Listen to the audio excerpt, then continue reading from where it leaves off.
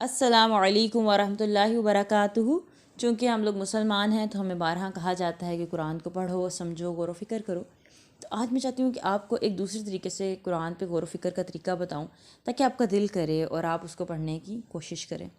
قرآن مجید فرقان حمید چونکہ اللہ کا معجزہ بھی ہے، تو اللہ سبحانہ و تعالیٰ نے اس میں ہر چیز کا بہت خیال رکھا ہے۔ آپ کو پتہ ہے کہ قرآن کی ہر سورت جو ہے نا ہمارے لیے رہنمائی کا باعث ہے، اور ہر سورت کا آغاز اور اختتام آپس میں بہت گہرا تعلق رکھتا ہے۔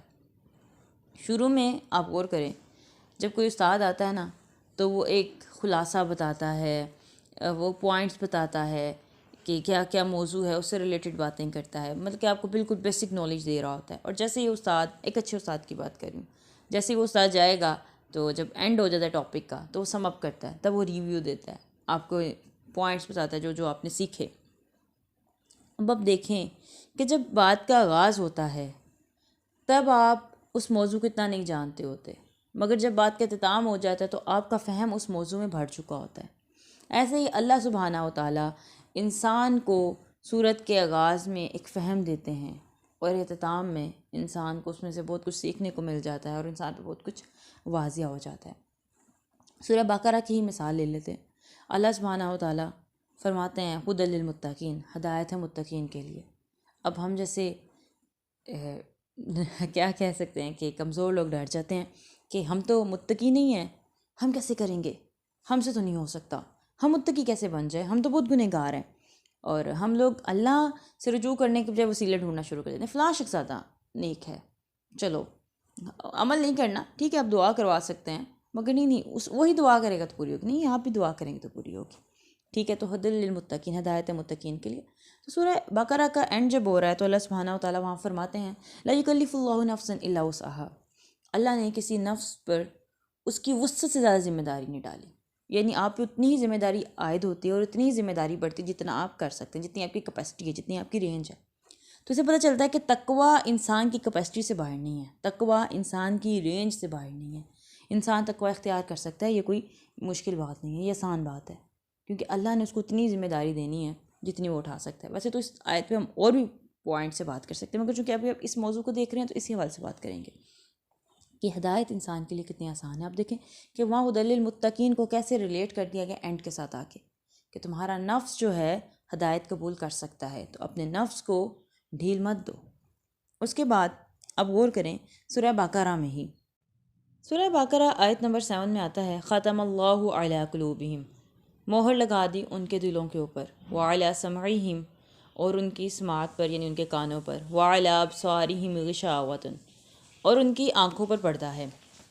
یہی سورہ جاثیہ آیت نمبر 23 میں آتا ہے وختم علی سمعہ، ہم نے مہر لگا دی ان کی سماعت پر، وقلبہ، اور ان کے دل پر، وجعل علی بصرہ غشاوۃ، اور آنکھوں پہ پردہ ڈال دیا گیا، بنا دیا گیا۔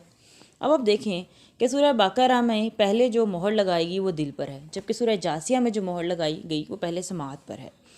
قلب پہ مہر یہاں پر پہلے کیوں لگائے گی؟ کیونکہ سورہ بقرہ کا پچھلا مضمون اگر آپ دیکھتے ہیں آیت نمبر 6 سے واضح ہو جاتا ہے کہ اس طرح آتا ہے کہ جو کافر ہے نا، آپ صلی اللہ علیہ وسلم ان کو ڈرائیں یا نہ ڈرائیں یہ ایمان نہیں لائیں گے۔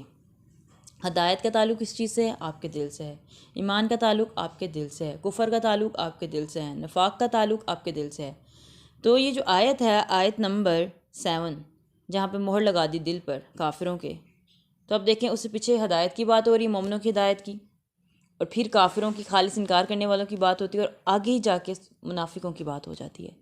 چونکہ وہ نہیں سنتے، ان کے دل اندھے ہو چکے ہیں، وہ ایمان کی روشنی نہیں رکھتے، اس لیے ان کے قلب پہ پہلے مہر لگائی گئی۔ یہ کتنی خوبصورت ترتیب ہے۔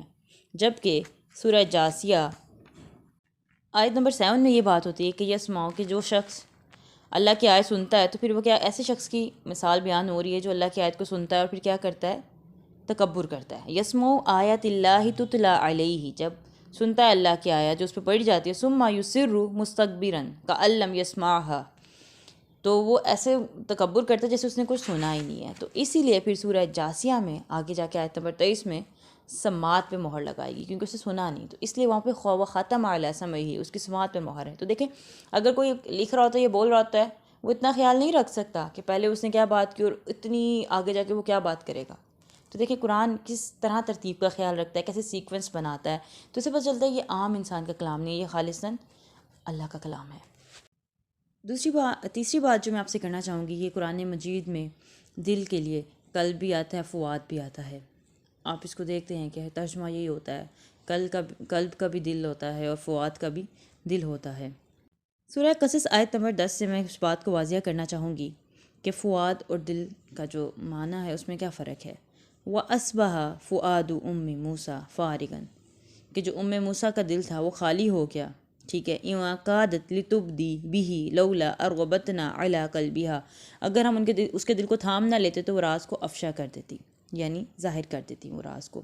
یہاں پہ جو فؤاد آیا ہے، آپ کو پتہ ہے کہ فؤاد ایکسائٹ ہونا، یعنی دل کے جذبات کا بھڑک جانا، ایسا گوشت کا ٹکڑا جو آگ میں پڑا ہوا ہو، یعنی آپ دیکھتے ہیں کہ کچھ لوگوں سے بھی اب بات نہیں کرتے مگر فوراً سے ریئیکٹ کر دیتے ہیں، ان شدت جذبات سے جو ہوتا ہے ان کا چہرہ لال ہو جاتا ہے اور ان کے الفاظ ان کو سمجھ نہیں آ رہی ہوتی وہ کیا بول رہے ہیں، یہ ہے فؤاد، بھڑک جانا، ٹھیک ہے۔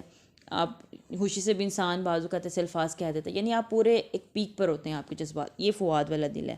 آپ سوچیں کہ وہ جو والدہ ہیں وہ اپنے بچے کو اللہ کے حکم سے ڈال گئی ہیں سمندر کے اندر، اب دل کیا ہو گیا، فؤاد ہو گیا، شدت غم سے بھڑ گیا ہے کہ بچے کے ساتھ کیا ہوگا، بچہ نظر نہیں آ رہا، دور جا رہا ہے، اب فؤاد ہو گیا، وہ جو دل ہے لوتھرا ہے وہ بھڑک اٹھا ہے، ٹھیک ہے۔ تو آگے اللہ نے کیا کہا، اربتنا علی قلبیہا، آگے قلبی آ رہا، فؤاد نہیں آ رہا ہے، حالانکہ دونوں کے معنی ہم لوگ اردو میں دل کرتے ہیں، قلبیہا اس کا دل، تو دل کیوں؟ کیونکہ پھر دل میں اطمینان آ گیا، سکون آ گیا، اللہ نے ان کے دل کو تھام لیا۔ آپ کو پتہ ہے کہ جو قلب ہوتا ہے وہ بدلتا رہتا ہے، قلب تقلیب سے کیفیت بدلتی ہے، حالت بدلتی ہے۔ آپ نے قلب کی اقسام بھی پڑھی ہوں گی، قلب سلیم، قلب منیب، قلب کے امراض بھی پڑھے ہوں گے، تو دل کی کیفیت تو بدلتی رہتی ہے۔ تو دیکھیں قرآن کی خوبصورتی ہے کہ جہاں فؤاد آنا ہے وہاں فؤاد آتا ہے، اور جہاں قلب آنا ہے وہاں قلب آنا ہے، کیونکہ بیسیکلی تو ایک آرگن ہے، مگر اللہ کی آپ ترتیب دیکھیں کہ اللہ کتنی خوبصورتی کے ساتھ قرآن میں ہر بات کو بیان کرتے ہیں۔ آخری مثال جو میں آپ کو دینا چاہوں گی کہ قرآن کس قدر ہمارے دماغ کو کھولتا ہے اور کتنا نالج ہمیں دیتا ہے اور کتنی خوبصورتی ہے اس کلام کے اندر، اور حیران کن حد تک یہ ہمیں حیران کر دیتا ہے کہ آیت نمبر 4 میں آتا ہے سورہ الاحزاب کی، ما جعل اللہ لرجل من قلبین فی جوفی، ہم نے کسی مرد کے دل مطلب کہ ہم کسی مرد کے 2 دل نہیں رکھے، کیوں ایسا کیوں آیا؟ عورت بھی تو آ سکتا تھا، مرد ہی کیوں آیا؟ آپ کو پتہ ہے کہ عورت جب پریگننٹ ہوتی ہے تو ظاہری بات ہے اس کے بچہ بھی اس کے اندر دھڑکتا ہے، تو 2 دل ہو گئے نا اس کے اندر آ گئے، مگر مرد کے اندر نہیں آتا۔ تو دیکھیں اللہ تعالیٰ کتنا قرآن میں ہر چیز کو واضح اور کس قدر خوبصورتی کے ساتھ بیان کرتے، تو پھر بھی ہم قرآن کی طرف نہ آئیں تو یہ ہماری کم فہمی ہے اور ہم خود کو کتنی بڑی چیز سے محروم کر دیتے ہیں۔ اللہ تعالیٰ ہم سب کو درست فہم عطا کرے۔ السلام علیکم ورحمۃ اللہ وبرکاتہ۔